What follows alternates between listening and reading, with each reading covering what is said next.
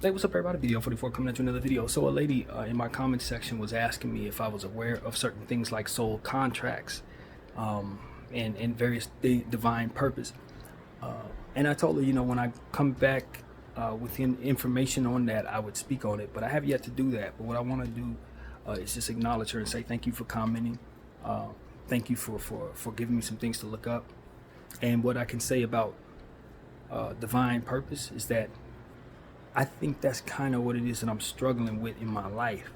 It's what it is that's agreed upon in the world as it pertains to how to keep your life going versus what it is the Lord wants me to do with my time and what comes naturally to me, which I feel doesn't come naturally to others. Speaking on different stuff while I should be at work doing I'm over here talking about all these things that I'm talking about. I feel like that might be what it is that I struggle with. Maybe I need the concept of understanding what divine purpose is so that I can just go with it, roll with it, and not struggle so much with what it is I'm not doing, because I know that the Lord gave me something to do. It's just not necessarily an orthodox way of handling business, and because of it leaves me in a space where I need from others and in situations where I should be doing for self. But as I said in my previous video, this is what He has me doing. This is what comes naturally to me. I see something, I talk about it, I move on. I see something, I talk about it, I get into it. I do creative things, stuff like that. So I feel like that might be my divine purpose. Now, soul contracts are interesting to me because somebody mentioned something to me, or I read something or heard something. I don't remember what it was, but it was those exact words. They were talking about the contracts of souls and how people ultimately agree with one another. I think it was something that was said when I brought up. That's what it was. Somebody was responding. I don't remember who it was I was talking to or what context it was, but I remember speaking to somebody about the coincidences that my friend Kay and myself have in regards to the people that we've lost. My mom and her brother being buried in the same cemetery in the same basically area. My mom is and her brother are in the something. It's called area of chimes or something of chimes, but the same cemetery, and then they also have the same birthday, right? So I remember now it was the lady who was in the Uber with me, the lady who drove me over to the area I'm in right now. She was mentioning soul contracts in regards to that when I talked to her about it. It's coming back to me now, but that's something. This is the second person that's mentioned soul contracts. I think I need to learn about that, to say the least.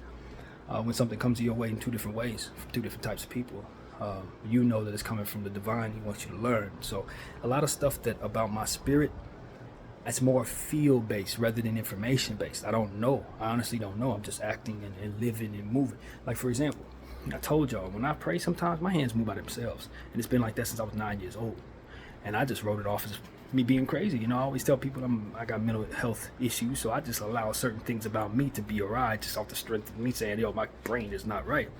But there are things about the spirit that I don't understand that people do have answers for. And maybe they can teach me about myself in regards to how spiritually inclined I am, why I feel compelled to trust the spirit as it compels me to move.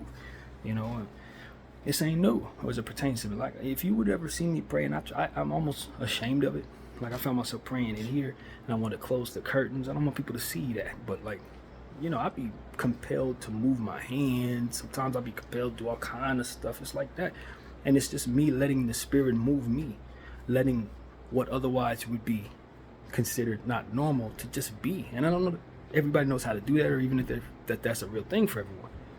But the thing about the hand movements and all of that is sometimes it will tell me how to feel about circumstances. For example, I told y'all that sometimes when I'm praying, I'll go like this, and it'll tell me I'm okay, or it'll tell me to put my hand behind my head to know that it's time to relax. Yesterday, when I was doing my workouts, I had placed my weights on this tiz. As I was sitting there praying, my arm reached out to the weights, and as I got up, I started doing what it is that I ultimately said I didn't want to do, which was my squat regimen. Like, the spirit told me when to move. It's like a very specific thing. It's almost like a spiritual compass, so to speak. It tells me which way to move. Sometimes there's nothing there, but I can tell you this, and this is a real thing, and I'm just starting to understand it. And my boy Naeem talked about this as well. Forgive the word, but semen retention, meaning not allowing yourself to involve yourself in anything that would otherwise allow for sex. The longer you allow yourself to refrain, the more spiritual your instincts become. I don't know the science behind that. It's something I very much recently experienced. But there is a difference. There is a difference between before and after as it pertains to this spiritual strengthening. My theory is it's the spirit of your children in you. They're with you until you let them go, right? You know what I'm saying? But they are with you. These are real spirits. These are your DNA. These are people. And if they happen to catch an egg, they're going to be real human beings running around somewhere. I think their spirits are in us. I think as they're manifested, however they do biologically, the spirit connects to them and you find strength from that love that is otherwise your children, who are going to ultimately unconditionally love you so long as you don't give them a reason not to. I think they're with us as we move about, and sometimes we're in the spirit. It's maybe them that's picking up on how to relax, them in touch with the Holy Spirit, maybe not even you. This is just my theory. I have never read anything that says this. I don't know what I'm talking about. I'm just telling y'all what just kind of makes sense to me as I test it out. And so for me, without it being too much information, I haven't done anything since probably my birthday. Around my birthday was the last time I allowed something like that to take place in my life. This is maybe the longest I've been in my adult life not doing anything. And to be honest with you, it's just about not wanting to turn myself toward anything that's going to drain my energy. Because I find the older I get, and you act like that, you're going to want to sleep afterward. The older you get, the less energy you have after doing so. So for me, it's like, nah, I can't be doing that in the daytime. I can't be doing that anytime because I'm going to want to relax and I got stuff to do. And that's the science behind it. Plus, some lustful stuff will lead you in directions that ultimately just are time consuming. You're going to end up looking at people differently in this, as opposed to handling business properly. You involve yourself with too much pornography and stuff like that, it's going to affect how you walk around the earth. And so when I didn't have that under control back in the days of my 20s, I find myself not being myself as it pertains to how I want to present myself. You know, I'm looking at women's breasts all the time, just letting your eyes go to where they otherwise would be if you're watching porn all the time. When you pull that away from yourself, you pull all of that away from your lifestyle, you can get back to normal. Now you're not consumed by lust, you're not consumed by sex, you can see clearly, you're not moved by it. And so that's one of the reasons why I'm trying to practice staying away from that while I'm in this situation. Ultimately, because it give me my energy, keep my spiritual energy high, and ultimately ain't nobody here. So it ain't like you're sharing yourself with a partner. So at the end of the day, for me, this is what I've been doing. And it is what it is, but that's what I found in this process. Is like I'm more spiritually inclined. I'm more likely to have my arms move by themselves. I'm more likely to sense something spiritually than when it's happened. So that's what I want people to understand.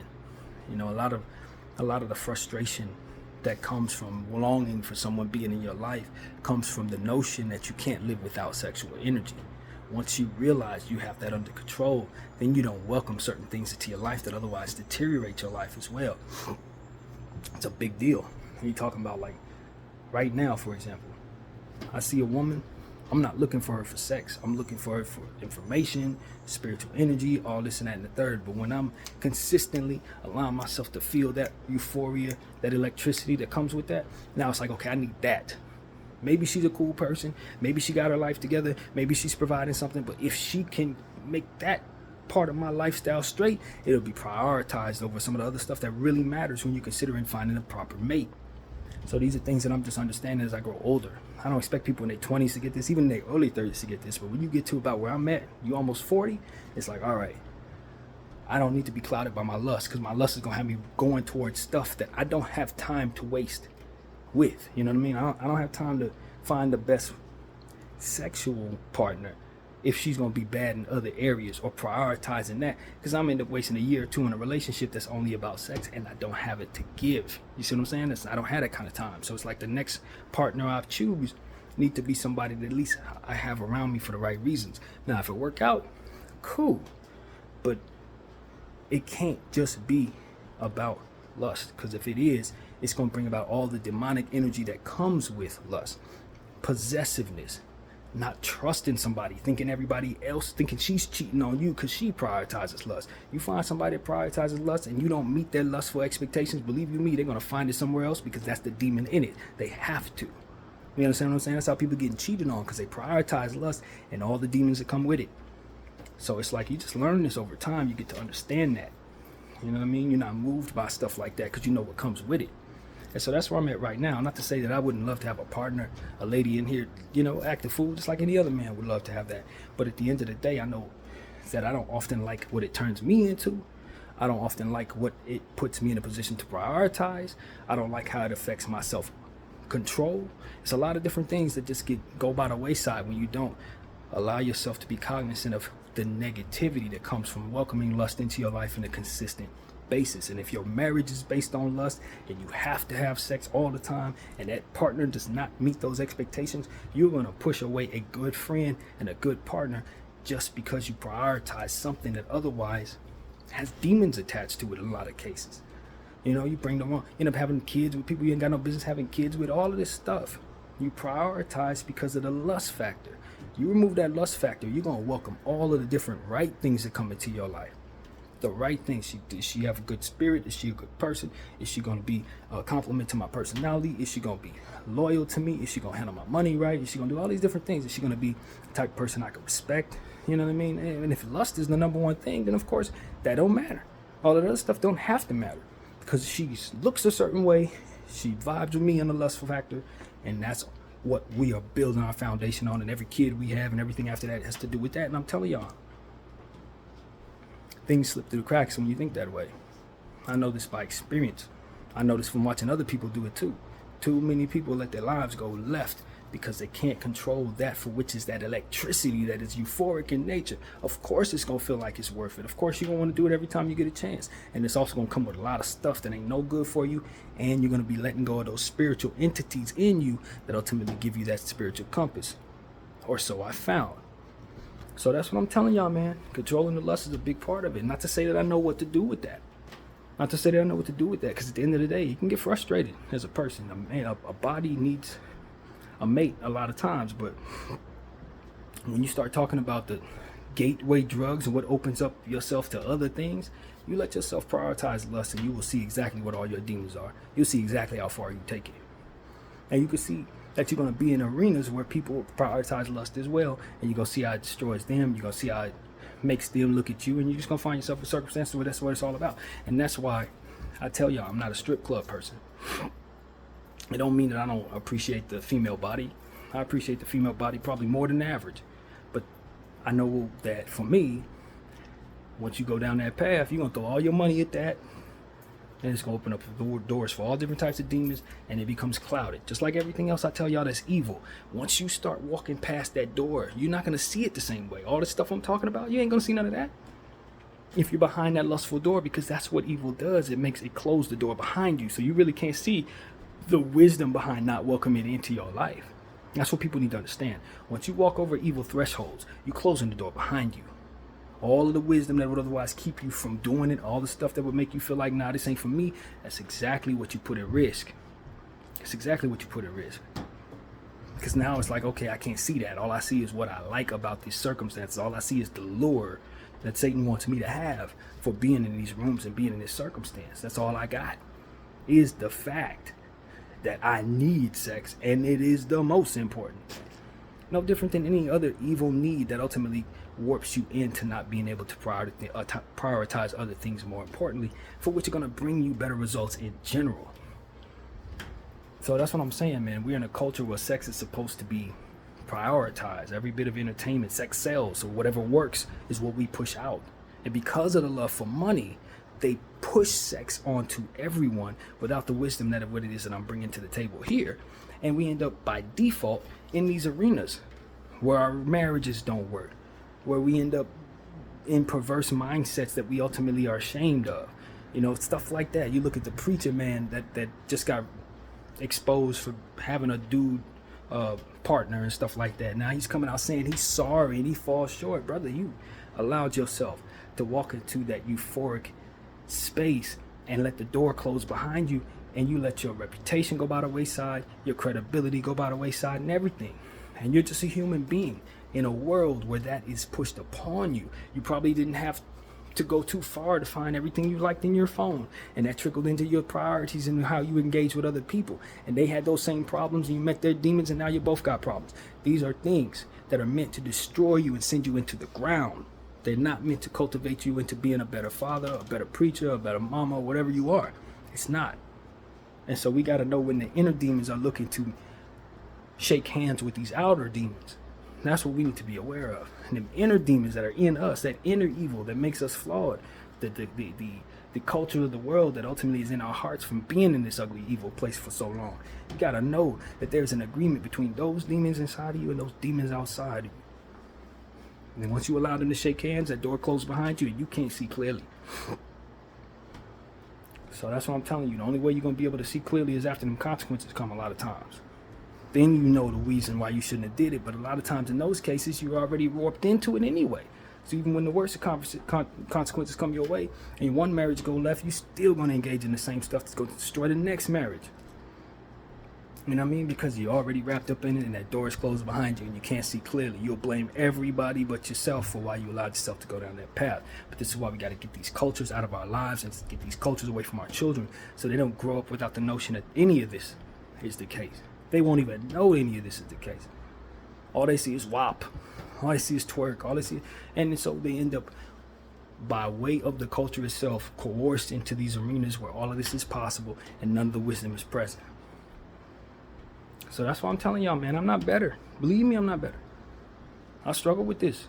For 39 years struggling with this, but I've come to an understanding because of I've been able to survive it, to know that this is how it goes. You gotta first within yourself keep them demons from shaking hands with them outer demons. Them inner demons, you got to keep them from shaking hands with them outer demons. You got to know when to cap yourself with that self-control. You got to pray those prayers necessary to get yourself right. You got to want the right things for yourself and know what comes with what. So this is yet another one of them conversations that I know I would not have had if I was doing what I was supposed to do. But the Lord didn't wire me to do what I'm supposed to do. He wired me to do what it is that He wants me to do. And because of it, I go without in modern times. It sucks for me, but I think these things are going to be worth it when they consider what good can come from the wisdom I'm trying to put into this camera, knowing that I would not have done this video if I were anywhere else in the other circumstance. It just is what it is. That's why I hope the Lord can help me find some balance to that so I don't have to go without while trying to do what it is that He wants me to do exclusively to me. He helps me understand certain things that He don't let nobody else understand. He allows me to have a lens, it seems, that most people ain't going to have in the fog. But that's the prayers that have been prayed to get us out of that fog. He created people like me to answer those prayers so that we wouldn't continue finding ourselves coerced into these mistakes, falling back into ultimately what it is these cultures want us to be a part of. We don't have to fall back into those because He created people like me to be somewhere nestled in the middle of this reality, but still being able to speak on what it is that He wants us to speak on. And I say us because I know I'm not alone. There are others like me. I just haven't met any of them. But it is what it is, man. I hope that because I speak the language that I do, people who speak it with me can understand what I'm saying. And I hope that He's made it so that the other people that are like me speak different languages so we can reach people that I can't reach.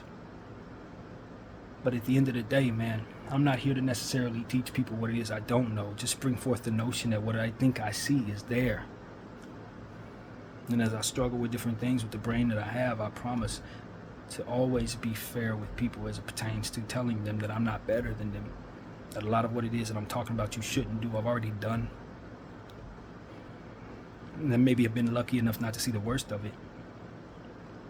You know what I mean? At the end of the day, but just don't worry about your struggles. There's going to be a lot of entities out there, people out there that are going to tell you that you're the worst person in the world for struggling with stuff like they don't struggle too. Believe me, they do.